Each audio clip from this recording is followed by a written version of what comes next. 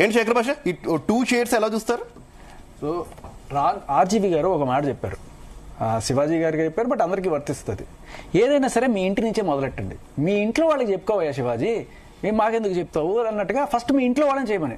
So Avinash గారు, అదే మన అన్వేష్ గారు ఏం చెప్తున్నారంటే, గుడ్డ ముక్కలు కట్టుకొని తిరగమని మహిళలకి సందేశం ఇస్తున్నాడు కదా, అది వాళ్ళ ఇంటి నుంచే మొదలు పెట్టమనండి.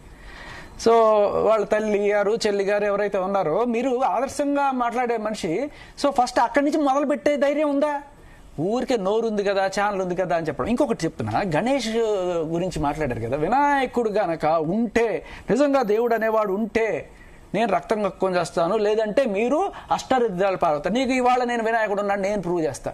అన్వేషి గుర్తుపెట్టుకో, వినాయకుడు ఉన్నాడనే విషయం నీకు ఎలా అర్థమవుతుంది? ఒక మహా అయితే 6 రోజులు ఎక్కువ రోజులు పట్టదు. ఇప్పుడు నువ్వైతే రక్తం కచ్చుకొని చచ్చిపోతావు, మిగతా వాళ్ళైతే అష్టదరిద్రాలు ఎందుకు? నాకైనా అష్టదరిద్రమే, నీకైనా అష్టదరిద్రమే. ఓకే, ఇద్దరం ఒకటే పని మీద ఉన్నావు. నువ్వు చెప్పింది, నువ్వు కనుక మంచోడు అయితే నీకు అష్టదరిద్రం లేదు. ఇప్పుడు కోట్ల మంది వినాయకుడి భక్తులు ఉన్నారు. ఈయన ఫ్యాన్స్ కూడా చాలా మంది ఉండే ఉంటారు. ఇవాళ వినాయకుడు వీళ్ళందరికీ స్ఫురిస్తాడు. నిజంగా వీళ్ళందరి కళల్లో వచ్చి నా వినాయకుడి గొప్పతనం వాడికి తెలియాలి అంటే, నిజంగా వినాయకుడు ఉన్నాడని తెలియాలంటే అష్టదరిద్రం వాడికి రావాలి. అష్టదరిద్రం ఎలా వస్తుంది? ఆల్రెడీ స్టార్ట్ అయింది. 3 లక్షల మంది పడిపోయారు ఫాలోవర్స్. ఈ దరిద్రం ఇంకా స్టార్ట్ అయ్యి, ఎందుకంటే ఇప్పుడు వింటున్న వాళ్ళు, చూస్తున్న వాళ్ళు, వినాయకుడి మీద గౌరవం ఉన్న వాళ్ళు అందరూ కూడా తప్ప తప్ప తప్ప తప్ప అన్ఫాలో కొడతారు. ఇంకా హిందూయిజం మీద గౌరవం ఉన్న వాళ్ళు కూడా కొడతారు. సో ఈ దెబ్బకి $1 మిలియన్ ఫాలోవర్లు కాస్త 1,00,000కో లేకపోతే 5,000కో వచ్చేసి అష్టదరిద్రం అంటే ఏంటి అనేది ఆయనకి త్వరలోనే అర్థమవుతుంది. అవినాష్, మీరు అన్నారు కదా వినాయకుడు నిజంగా ఉన్నాడనే విషయం మీకు అర్థం కాకపోతే గుర్తుపెట్టుకోండి మాట, వినాయకుడే ఆ సాక్షిగా మీరు చూపించారు సరే, ఆ వినాయకుడు మీకు చూపిస్తాడు. కరెక్ట్గా అడగండి, మహా అయితే 1 నెల రోజుల్లో 2 నెలల్లో ఖచ్చితంగా తెలుస్తుంది. అప్పుడప్పుడు రావడం లేట్ కావచ్చు, కానీ రావడం మాత్రం పక్క అంతే. అండ్ ఆయన చెప్తున్నారు హిందువుల గురించి, అంటే దీంట్లోకి మతం కోణాన్ని కూడా చూపించారు. అందరూ అన్ని కోణాలు అయిపోయినాయి, ఇప్పుడు ఈ అవినాష్ వచ్చి మాత్రం దీంట్లో కొత్తగా మతం కోణం తీసుకొచ్చారు.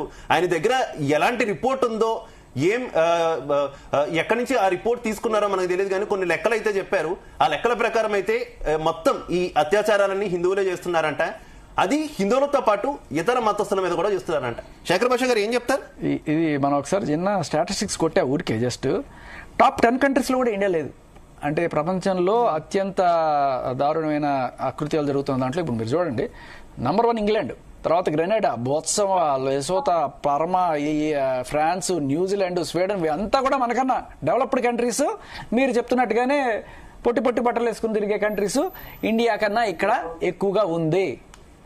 This is the truth. 10-20లో కూడా లేదు, టాప్ 20 కంట్రీస్లో కూడా లేదు. సో అర్థం చేసుకోవచ్చు. చాలా మంది చెప్తున్నారే ఇవాళ పొట్టి బట్టలే అత్యాచారాలకి కారణమా? కాదు, ఇది మగాడి మైండ్ సెట్ అది అంటున్నారు కదా.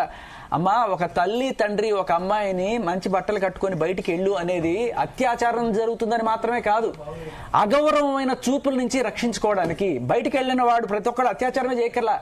నా కూతుర్ని చీప్ గా చూసేవాడు ఎవడైనా సరే నాకు నచ్చదు. ఒక తల్లిని చెల్లి చూసినట్టే చూడాలనుకుంటాను కదా, ఒక వ్యాంప్ క్యారెక్టర్ చూసినట్టు చూడాలనుకోడు కదా ఎవడు కూడా. ఆ చూపు నచ్చక ఇంకా అత్యాచారం సంగతి చాలా దూరం.